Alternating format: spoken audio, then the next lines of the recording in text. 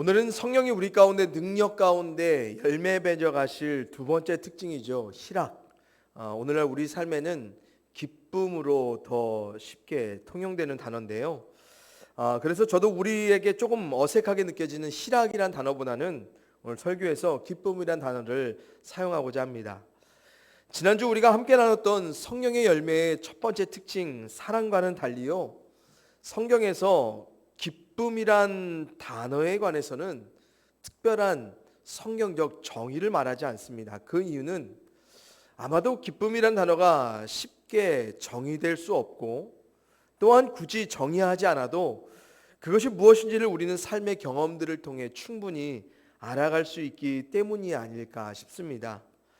우리말 사전에서는 기쁨을 이렇게 정의하더라고요. 기쁨, 어떤 만족감에 의해 느끼는 즐겁고 흥겨운 감정이라고요.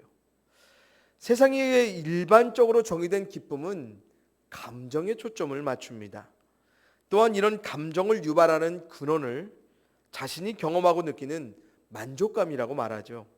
그래서 만족된 상황과 조건이 우리에게 주어지지 않으면 즐겁고 기뻐할 수 없는 것, 그것이 바로 우리 사람이 느끼는 일반의 기쁨, 감정이 아닐까 싶습니다. 그런데 성경에서 성령이 우리 가운데 열매 맺게 하실 기쁨은 좀 다르죠. 우선 성경은 기쁨을 유발하는 근원으로서 우리 자신의 만족된 상황과 조건이 아닌 누구요? 궁극적으로 하나님께 주목하게 합니다. 그래서 하나님을 믿음으로 우리 삶 가운데 발생하게 될 결과적 기쁨뿐만 아니라 믿음의 사람답게 살아가는 삶의 방식 혹은 태도를 살아갈 때 경험하고 느끼는 기쁨에 관해 성경은 더욱 초점을 맞추죠. 그러기에 우리가 우리 자신이 아닌 하나님으로 만족하는 기쁨을 누리고 또한 결과적 상황뿐만 아니라 아직 우리 가운데 기쁨으로 만족되어지지 않았을지라도 그 가운데 기뻐할 수 있는 삶의 태도를 여전히 살아내며 그리고 하나님의 사람답게 살아가는 삶의 방식을 취함으로 기뻐하고자 하는 것, 이것은 반드시 성령이 우리 가운데 능력으로 열매 맺어 주셔야 가능한 것입니다. 그래서 우리가 경험하는 기쁨은 다를 수밖에 없고요, 달라야 합니다. 저는 오늘 설교 가운데 우리가 꼭 다시 성령의 능력으로 회복했으면 하는 세 가지 기쁨의 영역을 함께 생각해 보고자 하는데요. 첫째는 하나님을 추구함으로 얻게 될 기쁨에 관한 기대와 소망이고요. 둘째는 고난의 삶 가운데 기뻐할 수 있는 믿음의 태도에 관한 것이고, 마지막 셋째는 삶의 방식으로서의 분별하는 기쁨에 관해 말씀을 나누고자 합니다. 먼저 우리 삶의 궁극적인 기쁨의 근원이 되시는 하나님께 주목할 때 과연 하나님이 어떤 기쁨을 우리 가운데 약속하셨는지 우리의 기대와 소망을 다시 성령의 은혜와 능력 가운데 회복하기를 원하는데요. 미국의 벤 패터슨 목사님이 내가 매일 기쁘게 라는 책에서 이런 말씀을 하세요. 기쁨의 최대 적은 우리가 무엇을 놓치고 있는지 모르는 것이다 라고요. 그러면서 이 목사님이 고대 하시드라는 경건파 유대교 이야기에 등장하는 본차라는 이름을 가진 한 인물에 관해 예를 들어 이런 말씀을 하세요. 이 본차라는 사람은 삶에서 사람들에게 늘 무시당하고 홀대받고 핍박당하고 배척당하였던 사람이라고 말합니다. 그래서 본차는 세상적 욕망과 소망에 대해 늘 회의적이고 또 그것을 포기하며 살았고 결국 삶 가운데 아무것도 기대하지 않아 아무것도 원하지 않는 사람이 되었다고 말합니다. 그랬던 본차가 이제 죽어서 하나님 앞에 서게 되었습니다. 일평생 삶의 기쁨과 소망이란 전혀 없었던 그에게 이제 하나님이 하나님과 함께한 이곳에서 누릴 수 있는 충만한 기쁨, 그것을 그가 구하기만 하면 주시겠다 그에게 제안하십니다. 그러자 본차가 아무거나 다요라고 하면서 하나님께 조심스럽게 반문하자 하나님이 그가 원하는 것이라면 무엇이든지 구하라고 말씀해 주십니다. 그리고 본차가 한참을 망설인 후에 자신이 가장 기뻐할 만한 것을 구했는데 그것이 바로 무엇인 줄 아십니까? 바로 가꾸운 빵과 진짜 버터를 주세요라는 원함이었습니다. 그러자 하늘이 울었다라며 이야기는 마칩니다. 이 이야기를 마치면서 패터슨 목사님이 이런 말씀을 하세요. 본차의 인생 최대의 비극은 열망을 거절당한 것이 아니라 열망하지 않았다는 것이다. 그는 자신이 동경하는 대상의 크기로 하나님을 축소하였다. 본차는 너무나 사소한 것에 즐거워했던 것이다 라고 말씀하십니다. 오늘날도 여전히 기쁨의 최대적 그것은 다름 아닌 우리 자신이 아닌가 싶습니다. 그래서 하나님을 믿는 우리의 삶이 더 없는 기쁨 가운데 살아가기를 원하시는 하나님을 열망하고 추구하지 않기 때문에 하나님이 우리 가운데 얻게 하실 기쁨을 우리 스스로 놓치고 있는 것은 아닌가 생각해 보고요. 하나님이 우리 가운데 허락하신 기쁨, 그리고 성령이 우리 가운데 능력으로 맺어가실 기쁨의 가장 중요한 특징, 바로 하나님을 추구함으로 얻게 되는 기쁨이라는 사실입니다. 그러기에 우리는 하나님께 구하여 찾아갈 수밖에 없지요. 또한 하나님을 구할 때 우리는 우리 자신이 동경하는, 즉 우리가 기대하고 소망할 수 있는 범위 이상의 것을 바로 이 하나님, 전능하신 하나님 때문에 기쁨으로 다르게 구하게 된다는 것이죠. 그러기에 우리는 하나님을 더욱 열정적으로 열망하며 추구할 수밖에 없는 것이고요. 그래서 시편 기자는 이런 고백을 합니다.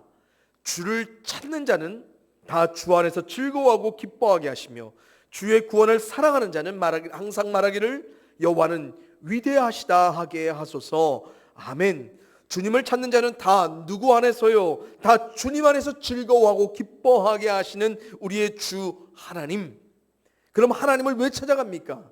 주님 안에 있는 자들이 주님 때문에 즐거워하고 기뻐할 만한 구원이 우리 가운데 약속되어 있기 때문에 그렇습니다. 우리 영혼의 구원은 그냥 기본적으로 좀 깔고 가고요.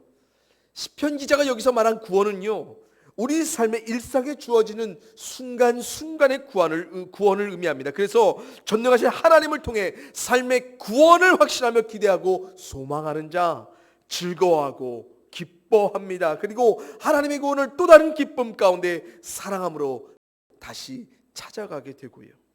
그래서 이런 삶에 어김없이 나오는 고백이 무엇입니까? 하나님은 위대하시다라는 것입니다. 사랑하는 성도님들, 이 한 구절의 고백이 하나님께로 향한 얼마나 큰 기대와 소망을 기쁨 가운데 불러일으킵니까? 우리 하나님, 전능하신 하나님이십니다.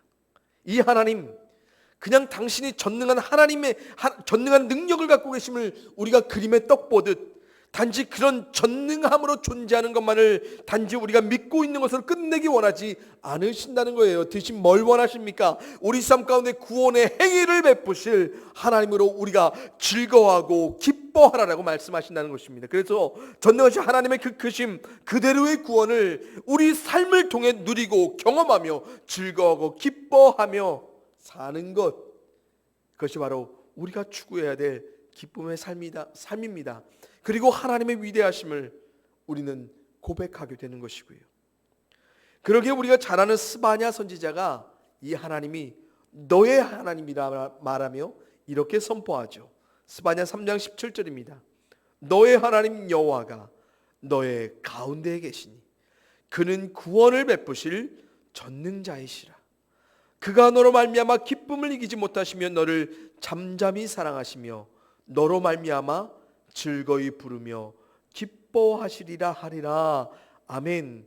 이미 우리를 이기지 못할 기쁨으로 사랑하시는 하나님, 이 하나님이 우리로 말미암아 즐거이 기뻐하기를 원하십니다. 그런데 이런 즐거움과 기쁨 모두가 무엇으로 말미암기를 하나님은 원하세요?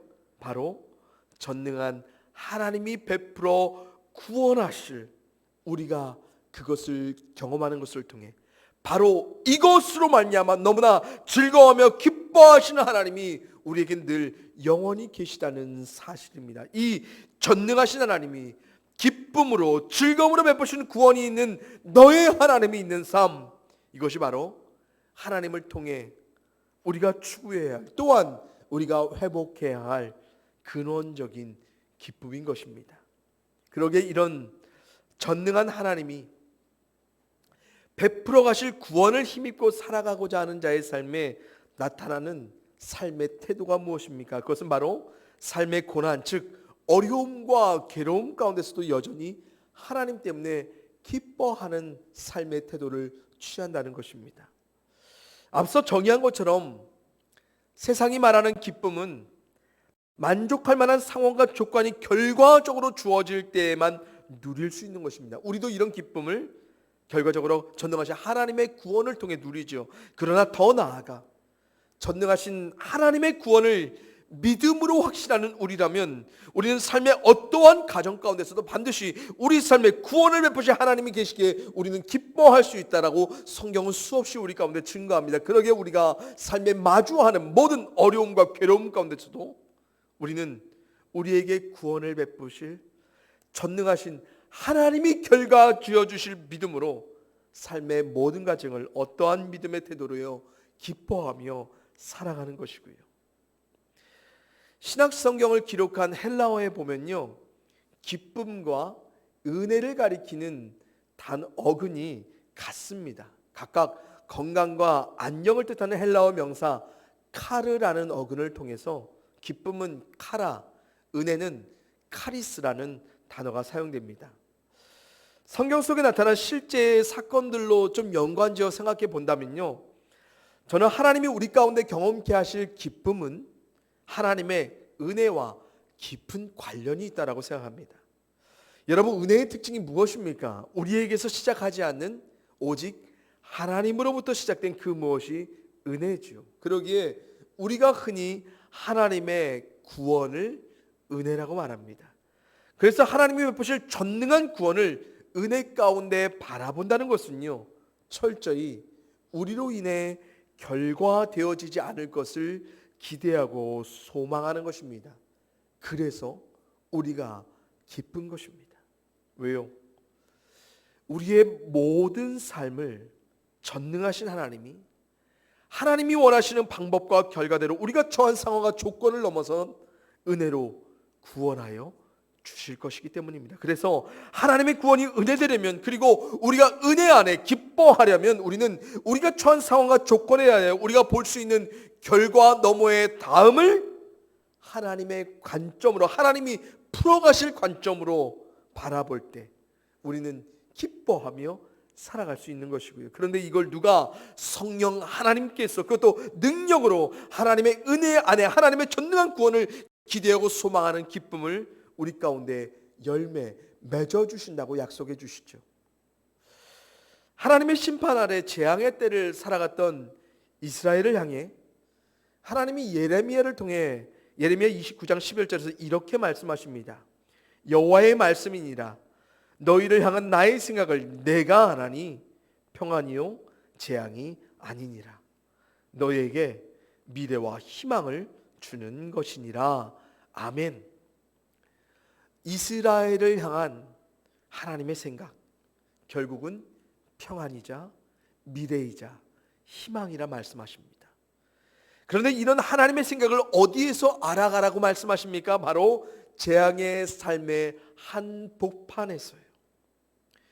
여러분, 전능하신 하나님의 심판으로서의 재앙을 살아가는 이스라엘이었습니다. 그런데 거기에서 하나님께서 너희는 재앙으로 끝이라 말씀하지 않으세요. 그 다음에 평안과 미래와 희망이 있다라고 하나님이 직접 말씀하십니다. 이것을 우리에게 그대로 확대 적용한다면요, 우리 삶에 마주하는 모든 어려움과 괴로움, 그것이 하나님의 심판이든 그렇지 않은 우리의 스스로의 실수와 잘못이든지 간에 이스라엘과 같이 하나님의 백성으로서 우리 가운데 약속된 하나님의 그 다음은 하나님의 생각대로 평안과 미래와 희망이 결과되어질 것을 우리는 기대하고 소망하며 살아가야 하는 것입니다. 그러기에 우리는 하나님 때문에 어떠한 상황 가운데서 기뻐할 수 있는 것이고요. 왜요? 우리의 생각으로는 우리에게 주어진 부정적 삶의 조건과 상황들 가운데 우리는 평안과 미래와 희망이 없다고 단정할 수밖에 없지만, 하나님의 생각대로 알아가는 믿음 때문에 거기에서도 하나님의 은혜로 전능한 하나님의 구원이 우리 가운데 또 다른 평안과 미래와 희망이 되어 주실 것을 우리는 확신하며 살아가기 때문에 그렇습니다. 그러기에 우리는 우리의 생각만으로, 우리의 예상만으로 삶의 고난을 끝낼 수가 없는 거예요. 왜요? 우리는 전능하신 하나님을 믿고 하나님의 은혜의 구원을 추구하며 기쁨을 경험하는 하나님의 백성들이기 때문에 그렇습니다. 또한 하나님이 하나님의 구원을 힘입어 살아가는 백성들인 우리를 즐거워 기뻐하시고 사랑하시고요. 그런데 우리가 하나님을 믿는다고 하면서 우리 식대로 삶의 결과를 단정하고 예단하면서, 단지 우리가 생각하는 범위 안에서 삶의 결과들을 예단해서 그 다음에 하나님께서 은혜로 베풀어 주실 평안과 미래와 희망으로 결과되어질 이 구원의 기쁨을 포기할 수 있겠습니까? 그러기에 하박국 선지자는 이런 가운데 아주 과감한 선포를 하죠. 너무나 잘 아는 고백입니다. 하박국 3장 17절 18절 말씀입니다. 비록 무화과 나무가 무성하지 못하며 포도나무에 열매가 없으며 감람나무에 소출이 없으며 밭에 먹을 것이 없으며 우리의 양이 없으며 외양간에 소가 없을지라도 나는 여호와로 말미암아 즐거워하며 나의 구원의 하나님으로 말미암아 기뻐하리로다. 아멘. 우리 삶에서 기쁨을 빼앗는 지배적인 환경적 요인이 무엇이겠습니까? 바로 있어야 할 것이 없어지고 없어야 할 것이 있게 될 때가 아닌가 싶습니다. 특별히 마땅히 있어야 할 것들이 점점 사라지고 없어지는 상태, 우리에겐 더없이 비참함을 느끼게 만들고요. 거기에선 기쁨이란 도저히 우리 가운데 회복될 수 없는 무언가라고 생각하죠. 그러나 하박국 선지자가 고백합니다. 다 없어져도 하나님으로 말미암아 즐거워하며 기뻐하는 삶, 우리가 살아갈 수 있다라고요. 바라옵기는 성령의 능력 가운데 우리의 기뻐할 수 없는 삶의 기쁨으로 하박국 선지자와 같은 고백이 우리의 삶을 통해 하나님 때문에, 전능한 하나님 때문에 고백되어지는 이런 놀라운 능력의 삶을 살아갈 수 있는 우리 모두가 되기를 주님의 이름으로 간절히 축원을 드립니다. 이런 무거운 분위기에 조금 생뚱맞지만 지난번 저희 가족이 고깃집에 갔는데 이런 문구가 있더라고요. 힘들 때 우는 건 365, 힘들 때 참는 건 265, 힘들 때 먹는 건 6유다라고 말합니다. 여러분, 이 문구를 우리 믿음대로 추가한다면 정말 힘들고 어려울고 괴로울 때, 삶의 유익한 무언가가 날마다 사라지고 없어질 때도 구원의 하나님 때문에 즐거워하며 기뻐하는 건 인류다라고 저는 말하고 싶습니다. 저는 우리 즐거롭게 성도님들이 세상 그 누구와도 구별된 인류가 되기를 소망합니다. 그래서 전능한 구원으로 우리의 삶을 기쁘고 즐겁게 하실 하나님을 추구하는, 또한 추구하되 전능한 하나님의 그 크심 그대로 기대하고 소망하며 삶의 구원을 추구할 수 있는 우리 모두가 되기를 주님의 이름으로 간절히 축원을 드립니다. 더불어 삶에 주어질 모든 상황과 조건들 가운데 여러분 자신의 얄팍한 생각만으로 예상하여 그 다음의 삶을 결과지어 삶의 과정을 기쁨으로 능력 가운데 살게 하실 구원의 하나님을 포기하지 마시고 우리 삶의 주인 되신 하나님의 생각대로 그분이 은혜의 구원으로 베푸실 평안과 미래와 희망으로 인해 삶의 모든 순간을 기쁨의 태도로 믿음 안에 살아가는 우리 모두가 되기를 간절히 소원하고요. 이 기쁨을 우리 가운데 성령 하나님이 능력으로 열매 맺어 주시겠다 말씀하십니다. 그래서 이 기쁨은 우리가 맺어낼 수 없는 무엇이기에 더욱 은혜입니다. 하나님이 맺어주신 이 기쁨으로 세상과는 다르게 그리고 기쁘게 즐겁게 살아갈 수 있는 우리 모두가 되기를 다시 한번 결단하며 또한 그런 삶이 하나님의 능력으로 열매 맺어지기를 주님의 이름으로 간절히 축원을 드립니다. 이제 마지막인데요. 우리가 누려야 할 분별된 기쁨에 관해 잠시 말씀을 나누고자 합니다. 학창 시절 저는 보수적인 신앙적 색채를 강하게 띠는 교회에 다녀서 예배 때는 거의 목사님을 통해서, 그리고 예배 후 공과 공부 시간에는 선생님들을 통해서 거의 매주 빼먹지 않고 들었던 것이 있었습니다. 그것은 뭐 하면 안 돼, 뭐 하지 마라는 금지와 금기에 대한 권면과 명령이었습니다. 그리고 이런 금지와 금기에 대한 대안으로서 교회는 늘 영적인 혹은 신앙적인 활동으로만 기쁨을 누려야 한다고 제게 말씀하여 교육해 주셨고요. 그래서 로마서 12장 2절의 말씀처럼 너희는 이 세대를 본받지 말고 오직 마음을 새롭게 함으로 변화를 받아 하나님의 선하시고 기뻐하시고 온전하신 뜻이 무엇인지 분별하도록 하라는 말씀이 교회 밖의 세상에는 얼씬도 하지 말고 늘 교회 안에서만, 교회의 사람들과만 뭔가를 해야지만 분별되고 구분된 하나님의 선한 기쁨을 누리는 온전한 뜻으로 제가 여겨왔었습니다. 그래서 전도사 시절에는요, 이것만을 목회적 사명으로 여기면서 끊임없이 학생들에게 하지 말아야 할 것, 그리고 할 것을 명확하게 구분지어 주는 것을 목회적 기쁨과 한 가지 보람으로 여겨왔었던 것 같습니다. 그런데 정말 한참을 지나서야 이 말씀의 진정한 의미가 그런 것이 결코 아니었음을 제가 깨닫게 되었습니다. 특별히 한국 우리 개신교는요, 금지와 금기를 통해 신앙을 구분하는 것에 익숙해 왔던 것 같습니다. 물론 이런 것들에도 신앙적인 유익은 분명히 있습니다. 그러나 이런 것들이 반드시 성경적인 근거를 갖고 있는 것들이 아님을 종종 발견하게 됩니다. 그래서 과거에는 지나친 금지와 금기를 통해 신앙의 삶이 이 세상 가운데 뚜렷하게, 하지만 비성경적으로 분별되었다면, 오늘날은 이런 금지와 금기 자체를 아예 무시하고 무성경적으로 무분별하게 살아가며 삶의 기쁨을 우리가 추구하기 때문에 세상이 보기에도 그들의 본을 따라가는 것처럼 보이는 기쁨의 추구에 있어서 세상과 아무 구분이 없는 우리들이 되어버린 것은 아닌가 생각해 봅니다. 영국의 구약학자 크리스토퍼 라이트 교수님이 성령의 열매에 관한 책에서 우리 그리스도인들이 너무 영적인 것에만 초점을 맞추다가 하나님이 우리로 기쁘시게 하는 수많은 것들을 너무 놓치며 살아간다고 말씀하시면서 이런 말씀을 하세요. 제가 좀 길지만 읽어드립니다. 성경에서는 포도주 마시는 것을 금지하지 않고 술 취하는 것을 금지한다. 음식 먹는 것을 금지하지 않고 폭식을 비판한다. 해악과 웃음을 금지하지 않고 누추함과 어리석은 말이나 희롱의 말, 상스럽거나 다른 이들을 다치게 하는 말을 금지한다.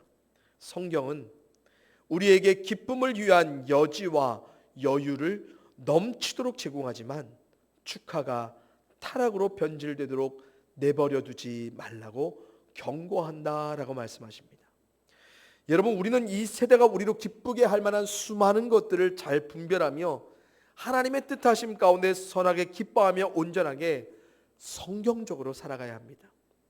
그러나 우리가 가끔 오해하는 것은 성경이 말하는 금지와 비판들이 우리의 기쁨을 제한하고 우리로 기뻐하지 못하게 하는 것들이라고 우리가 생각하며 또한 그렇게 믿어가며 살아간다는 것입니다. 그래서 라이트 교수님의 말씀처럼 성경이 우리에게 삶의 기쁨을 위한 여지와 여유를 넘치도록 풍성하게 제공하지만 정작 우리는 타락한 저질의 기쁨을, 부도덕하고 비윤리적인 기쁨을, 또한 세상과는 구별됨이 없는 무분별한 기쁨을 누리게 되는 것 같고요. 여러분, 요한복음에서 예수님께서는 자신의 사랑 안에 거하는 우리가 누리는 기쁨을 이렇게 말씀하시는데요. 요한복음 15장 10절에서 11절입니다. 내가 아버지의 계명을 지켜 그의 사랑 안에 거하는 것 같이 너희도 내 계명을 지키면 내 사랑 안에 거하리라. 내가 이것을 너희에게 이름은 내 기쁨이 너희 안에 있어 너희 기쁨을 충만하게 하려 함이라. 아멘. 하나님과 주님을 사랑하는 것, 그래서 그분의 계명 말씀대로 지키며 살아가는 것은 결국 하나님의 기쁨을 위한 것이 아니라 우리의 기쁨을 위한 것이라, 그것도 충만히 가득한 우리의 기쁨을 위한 것이라고 주님께서 말씀하십니다. 다시 말해 말씀대로 사는 삶은 곧 우리의 기쁨을 지켜내는 믿음의 행위입니다. 그런데 어느덧 우리에겐 이런 기쁨을 향한 추구가 점점 사라졌죠. 그래서 성령이 우리로 열매 맺게 하시는 진정한 기쁨을 우리는 아주 희귀하게 간혹 경험하게 되었고요. 여러분 최근에 한번 시도해 보신 적이 있으십니까? 하나님의 말씀대로 살아감으로 하나님이 어떠한 기쁨 우리 가운데 충만케 하실 것인가, 그 기대와 소망으로 여러분들이 하나님의 말씀대로 살아가고자 노력해봤던, 시도해봤던 그런 삶의 과거가 있으십니까? 만약 이런 기쁨이 없었다면 그건 바로 우리가 이 기쁨을 지켜내지 않았기 때문일 것입니다. 또한 우리가 전능하신 하나님이 우리로 충만케 하실 그 기쁨에 대한 정도를 의도적으로 평가절하하며 무시하며 살아왔기 때문일 것이고요. 최소한 우리 교회 성도님들께서는 신앙생활을 꽤 오래 해오셨기 때문에 설교를 통해서든 혹은 성경 공부나 모임을 통해서든 혹은 개인적 묵상을 통해서든 하나님이 약속해 주신 말씀 가운데 순종함으로 하나님의 놀라운 삶의 구원을 기쁨과 감사로 경험했던 많은 성경 인물들에 관해 또한 여러분들의 삶의 경험들이 과거에 있었을 것입니다. 그런데 그들이 어떻게 하나님의 말씀대로 살아갔는지 아시죠? 바로 세상의 기쁨을 거스르며 하나님께 기쁨 될 삶을 믿음으로 지켜내며 분별하며 살아갔더라는 것입니다. 그런데 여기서 더 놀라운 사실은 그들이 믿음에 분별된 삶의 기쁨을 추구하며 하나님 앞에 살아갔을 때 하나님이 그들 자신들이 예상했던 범위를 넘어선 삶의 결과를 기쁨과 감사로 충만하게 그들로 누리게 하셨다는 사실입니다. 왜요? 그들이 믿어왔던 하나님은 그들의 이해를 넘어선 전능하신 하나님이셨기 때문에 그렇습니다. 그래서 사람으로서는 도저히 가늠하고 예상할 수 없었던 삶의 결과를 그들은 이 하나님 때문에 누렸고, 삶을 충만한 기쁨 가운데 하나님은 위대하시다, 하나님은 대단하시다라며 그들이 고백하며 살아갈 수밖에 없었다는 진리라는 것입니다. 그러기에 주님께서도 어떤 기쁨이 너희들 가운데 충만하게 될 것이라 감히 정의하지 않으시지요. 왜요? 전능하신 아버지 하나님이 채워내실 기쁨은 주님조차도 어떤 것이라 딱 부러지게 말할 수 없는 놀라운 기쁨이었기 때문에 그렇습니다.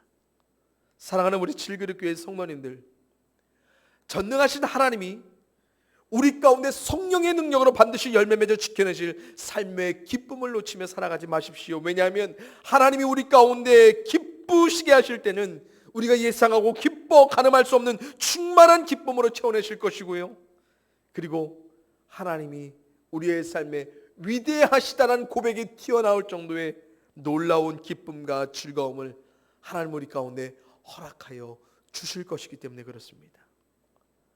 사랑하는 성도님들, 이 하나님의 구원을, 이 하나님의 은혜를, 하나님이 그래서 우리로 충만케 하실 이 사건들을 여러분의 삶에 계속해서 믿음으로 살아가시기를, 살아내시기를 주님의 이름으로 간절히 축원을 드립니다. 우리가 맛집에서 맛을 보면 계속해서 자연스럽게 우리의 발길이 향하듯이요, 하나님의 충만한 이 기쁨의 맛을 맛보고 우리가 한번 맛보면요, 우리는 계속해서 하나님을 추구하며 하나님을 찾아갈 수밖에 없습니다. 이 삶이 믿음으로 또 능력으로 찾아오는 우리 귀한 성도님들의 삶이 되시기를, 그래서 매일이 너무 기쁠 수 있는 우리 교회가 되기를, 또 여러분의 삶이 되기를 주님의 이름으로 간절히 축원드립니다. 함께 기도하겠습니다. 사랑의 아버지 하나님, 감사합니다. 하나님이 우리 가운데 주신 기쁨은 세상에서 누리는 기쁨과는 전혀 다른 기쁨임을 우리로 다시 한번 깨닫게 하여 주시니 하나님 참으로 감사를 드립니다. 하나님을 주목할 때 하나님이 우리 삶의 기쁨의 근원임이 다시 보이게 되고, 이 하나님이 우리의 삶에 어떠한 구원의 역사로서 우리로 기쁘게 하시는지 우리가 말씀 가운데 발견하여 싸움에 아버지 하나님, 이 하나님의 존재를 우리가 더 이상 그냥 알아가는 것에 그치지 않고 우리 삶에 존재하시는 그 모습 그대로 우리 가운데 구원의 행위를 베풀어 가실 하나님께로 향한 기대가 우리 가운데 충만하여 더욱더 하나님을 추구하는 기대와 소망을 살아갈 수 있는 우리 모든 성도님들의 삶이 되도록 인도하여 주시옵소서. 또한 삶의 고난 가운데 그 가운데서 여전히 우리의 삶을 놀라운 은혜로 구원으로 인도하여 주실 하나님을 기대하는 소망 안에 우리가 기뻐하게 하시며 특별히 가면 갈수록 없어지는 것들에 대한 안타까운 마음과 비참함으로 기뻐하지 못하는 우리의 삶에 그 가운데서도 하나님 때문에 기뻐하게 하는 삶의 은혜를 능력으로 살아내게 하실 하나님을 우리가 날마다 기대하고 소망할 수 있도록 주님 인도하여 주시옵소서. 아버지 하나님, 우리가 기뻐하되 주님 말씀대로 기뻐하기를 원합니다. 또한 주님 말씀하신 대로 살아갈 때 그 안에서 하나님이 우리로 얼마나 놀라운 기쁨으로 놀라운 기쁨의 역사로서 우리로 충만케 하실지를 우리가 기대하며 소망하기를 소원합니다. 하나님, 이 기쁨 놓쳐내지 않게 하시고 이 기쁨의 맛을 더욱더 삶에 풍성하게 가져가는 우리의 삶이 되도록 도와주시옵소서. 이렇게 하나님으로 말미암아 기뻐하는 우리의 삶이 세상에 드러날 때 세상도 우리의 삶을 쫓아올 줄 믿습니다. 우리 성도님들이 관계하는 모든 삶 안에 하나님, 저들이 자신이 아닌 하나님으로 기뻐하고 또 기뻐하는 삶을 추구하며 또 그렇게 살아갈 수 있도록 주님 그들의 삶이 증거가 되도록 인도하여 주시옵소서. 감사하며 우리에게 기쁨이 되신 예수 그리스도의 이름으로 기도하여 싸움나이다. 아멘.